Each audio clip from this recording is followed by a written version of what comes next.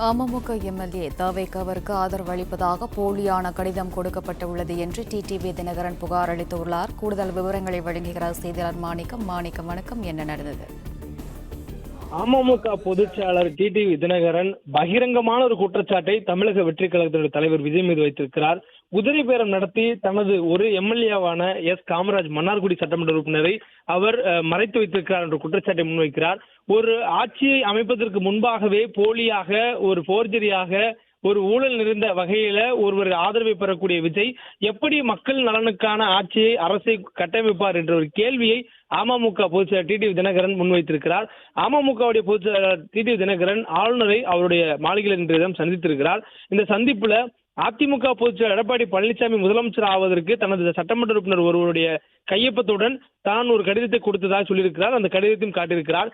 இந்த கடிதத்தை தனது எம்எல்ஏவாக இருக்கக்கூடிய காமராஜிடம் மாலையில் பேசி அவர் அதிமுகவுடைய எம்எல்ஏக்கள் புதுச்சேரி விடுதியில தங்க வைக்கப்பட்டிருக்க அதிமுக எம்எல்ஏக்களுடன் தான் அவரும் தங்கியிருக்கிறார். அங்கிருந்து அவரை முதல் இந்த கடிதத்தை கையொப்பமிட்டு அனுப்பும்படி கோரியிருந்தார். அந்த கடிதம் புதுவையிலிருந்து சென்னைக்கு வருவதற்குள்ளாக அவர் எங்கிருக்கிறார், அவரை தொடர்பு கொள்ள முடியவில்லை, அவர் அங்கு புதுச்சேரியிலும் இல்லை. இவ்வாறான சூழல்ல அதிமுகவுடைய எம்எல்ஏக்கள் கூட்டத்துக்குள்ளாக இருந்த அமமுக எம்எல்ஏ தற்பொழுது எங்கிருக்கிறார் என்றே தெரியவில்லை. இவ்வாறான ஒரு சூழல்ல அமமுக எம்எல்ஏ தாவேகாவுக்கு ஆதரவு அளித்திருக்கிறார் என்று விஜய் ஒரு கடிதத்தை கொடுத்திருக்கிறார் என்றால் அது எவ்வளவு போர்ஜரியானது, எவ்வளவு மோசடியானது என்ற ஒரு கேள்வியை டிடிவி தினகரன் முன்வைக்கிறார்.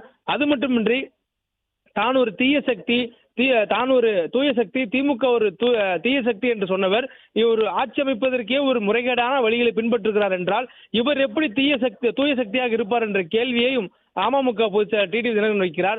அது மட்டுமின்றி ஒரு ஆர்ட்ஸ் ட்ரேடிங் என சொல்லக்கூடிய குதிரை பேர முறையில் ஒரு அரசியலமைப்புக்கு எதிராக ஒரு ஆட்சி அமைப்பதற்கு விஜய் துடிக்கிறார் என்றும் அவர் குறிப்பிடுகிறார்.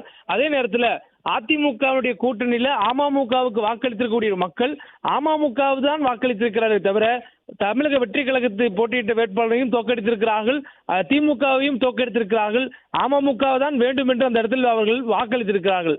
அப்படியான சூழல்ல அமமுகவுக்கு அளித்திருக்கக்கூடிய வாக்கினை பெற்றிருக்கக்கூடிய ஒரு சட்டமன்ற உறுப்பினரை ஆதரவு பெற வேண்டும் என்று நினைப்பதே ஒரு கலப்பரமான ஒரு நிலை, மோசடி என்றும் அவர் குறிப்பிடுகிறார்.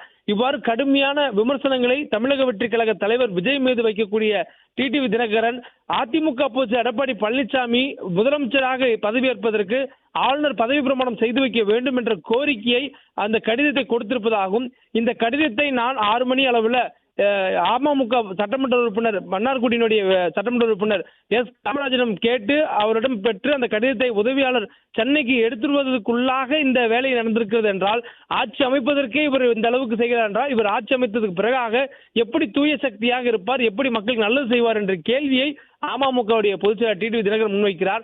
அரசியல்ல, தமிழ்நாட்டு அரசியல்ல மிக உச்சபட்சமான ஒரு சூழல் ஏற்பட்டு வருகிறது. அமமுக பொதுச்செயலாளர் டிடிவி தினகரன் கொடுத்திருக்கக்கூடிய இந்த கடிதம் அதனுடைய உச்சபட்ச கடிதமாக இருக்கிறது. ஏனெனில் தாவேகாவுடைய தலைவர் விஜய் ஆளுநரை 3வது முறையாக சந்தித்து ஆட்சி அமைப்பதற்கான உரிமையை கோரியிருக்கிறார். ஆனால் ஆளுநர் அதற்கு பிறகாக அவருக்கு பெரும்பான்மை இருப்பதாக நம்பவில்லை. எனவே அவருக்கு நாளை தினம் பதவி பிரமாணம் செய்து வைக்க முடியாது என்ற தகவல் கிடைக்கப்பட்டிருக்கிறது. அதே நேரத்தில் அமமுகவுடைய பொதுச்செயலாளர் டிடிவி தினகரன் தனது சட்டமன்ற உறுப்பினர் காணவில்லை, குதிரை பேரம் நடக்கிறது என்ற குற்றச்சாட்டை முன்வைக்கிறார். ஒரே நாளில் வெவ்வேறு வகையிலான ட்விஸ்ட் அண்ட் டேர்ன்ஸாக தமிழக அரசியல் களம் மாறி இருக்கிறது. தமிழக வெற்றி கழகத்திற்கு 118 என்ற ஆதரவு வேண்டும்.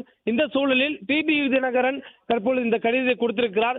இன்னும் 118 என்கிற பெரும்பான்மை நிரூபிக்காத சூழல்ல தாவேகாவுக்கு பதவி பிரமாணத்தை ஆளுநர் செய்து வைப்பாரா, டிடிவி தினகரன் கொடுத்திருக்கக்கூடிய கடிதத்தின் பேரில் நடவடிக்கை எடுப்பாரா, அல்லது இந்த நீதிமன்றத்துக்கு ஒருவேளை நாடக்கூடிய சூழலில் நீதிமன்றத்தில் இது அனைத்தையும் ஆளுநர் எடுத்துரைப்பாரா என்பதெல்லாம் பின்வரக்கூடிய நாட்களில் அரசியல் ஏற்பதான் அதனுடைய முடிவுகளை நாம் கையாள முடியும். பிளே ஸ்டோர் மற்றும் ஆப் ஸ்டோரில் இருந்து பாலிமர் செயலியை QR கோடு மூலம் பதிவிறக்கம் செய்யுங்கள். செய்திகளை உடனுக்குடன் பெறுங்கள்.